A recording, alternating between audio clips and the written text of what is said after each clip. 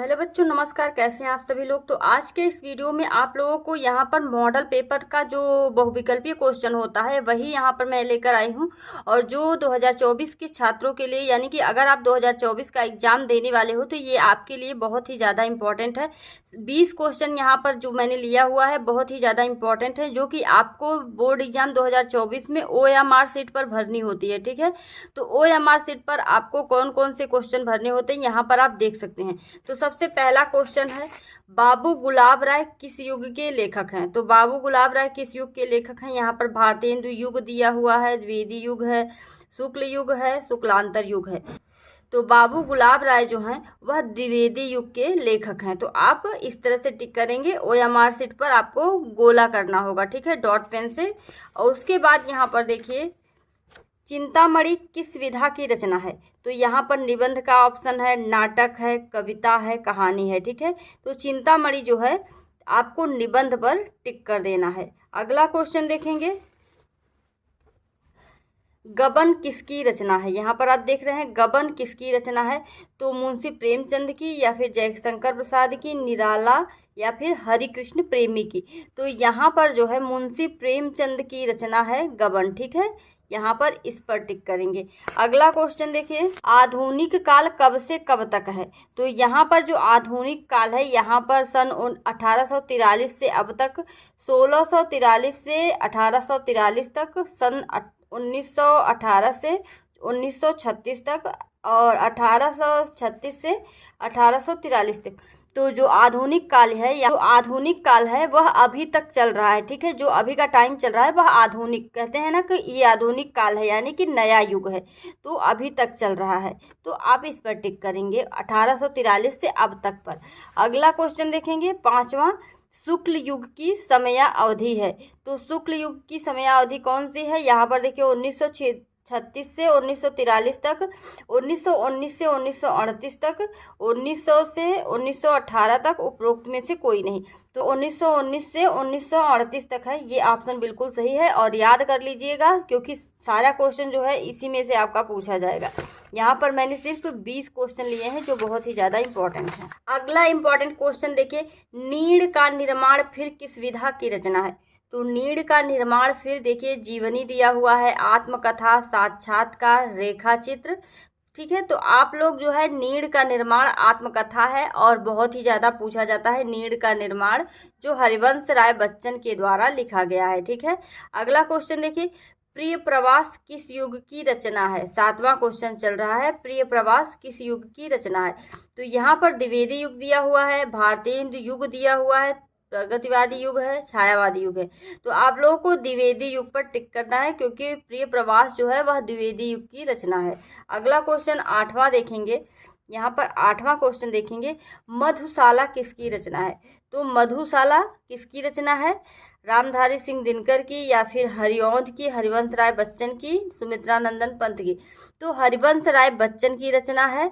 ठीक है, ये मधुशाला, जिसमें उन्होंने मधुशाला के बारे में वर्णन किया है। अगला देखेंगे, भारत भारती किसकी रचना है। तो यहाँ पर सिया राम शरण गुप्त है, मैथिली शरण गुप्त है, जयशंकर प्रसाद, महादेवी वर्मा। तो आपको मैथिली शरण गुप्त लिखना है। ठीक है, क्योंकि भारत भारती जो है मैथिली शरण गुप्त के द्वारा लिखा गया है। अगला क्वेश्चन 10वां देखिए, मतीराम किस युग के कवि हैं। तो आधुनिक काल के कवि हैं, या फिर भक्ति काल के कवि हैं, आदिकाल के कवि हैं, या फिर रीतिकाल के कवि हैं। तो ये ऑप्शन सही है, रीतिकाल, क्योंकि मतीराम जब आप पढ़ेंगे रीतिकाल को तो मतीराम उसमें आते हैं। ठीक है, तो रीतिकाल के कवि हैं। हास्य रस का अस्थाई भाव है। 11वां क्वेश्चन जो है, हास्य रस का अस्थाई भाव है। तो यहाँ पर शोक, रति, निर्वेद।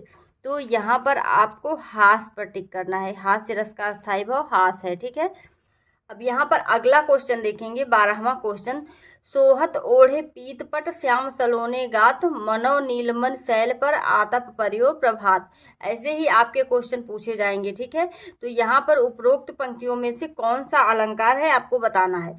तो यहाँ पर 4 ऑप्शन दिए गए हैं, उपमा, रूपक, उत्प्रेक्षा, श्लेष। तो आपको उत्प्रेक्षा लगाना है। ठीक है, और ये ज़्यादातर पूछा जाता है, सोहत ओढ़े पीतपट, याद कर लीजिए, सोहत ओढ़े पीतपट जो है उत्प्रेक्षा अलंकार है। अगला क्वेश्चन देखेंगे, 13वां क्वेश्चन यहाँ पर देखिए, रोला छंद में कुल कितने चरण होते हैं। तो बहुत लोग ऑप्शन में गलत कर देते हैं, 3 लगाते हैं, 4 लगाते हैं, 2 लगाते हैं, 5 लगाते हैं। इसमें से कौन सा सही है, तो 2, ठीक है। रोला छंद जो है 2 में कुल 2 चरण होते हैं। आकर्षण शब्द में किस उपसर्ग का प्रयोग किया गया है। तो यहाँ पर वी दिया हुआ है, अक, मान, तो यहाँ पर आ पर आपको टिक करना है, ठीक है, आ पर। अगला क्वेश्चन देखेंगे, प्रत्यय के कितने भेद हैं। तो यहाँ पर 15वां क्वेश्चन स्टार्ट है, प्रत्यय के कितने भेद हैं।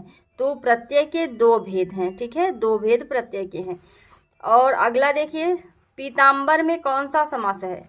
तो 16वां क्वेश्चन जो है, पीताम्बर में कौन सा समास है। तो यहाँ पर देखिए, कर्मधारय समास है, द्वंद्व, तत्पुरुष। तो पीताम्बर में बहुव्रीहि समास है, ठीक है, बहुव्रीहि समास है। आंसू का तत्सम रूप है। तो यहाँ पर अश्रु, अंशु, रोना, आंख 4 दिया हुआ है। तत्सम यानी संस्कृत का शब्द होता है तत्सम, और हिंदी का शब्द होता है तद्भव, ठीक है। तो आंसू जो है हिंदी का शब्द है, इसको संस्कृत में अश्रु, ठीक है, तो ये सही होगा। यण संधि का सूत्र है। तो यण संधि का सूत्र क्या है, आदगुण यहाँ पर दिया हुआ है, अक सवर्णे दीर्घे इको यणच वृद्धि रीच। तो यहाँ पर इको यणच लगाना है, ठीक है, इस पर टिक करना है। अगला क्वेश्चन देखिए, यहाँ पर जो 20 क्वेश्चन मैंने आपको बताया बहुत ही इंपॉर्टेंट क्वेश्चन है, और जिस तरीके से यहाँ पर मैंने क्वेश्चन दिया है बस इसी तरीके से आपका बोर्ड एग्जाम 2024 में आने वाला है, ठीक है। तो इसको ध्यान से एक बार में अगर आपको नहीं आता है तो दोबारा से रिपीट करके भी देख लीजिएगा।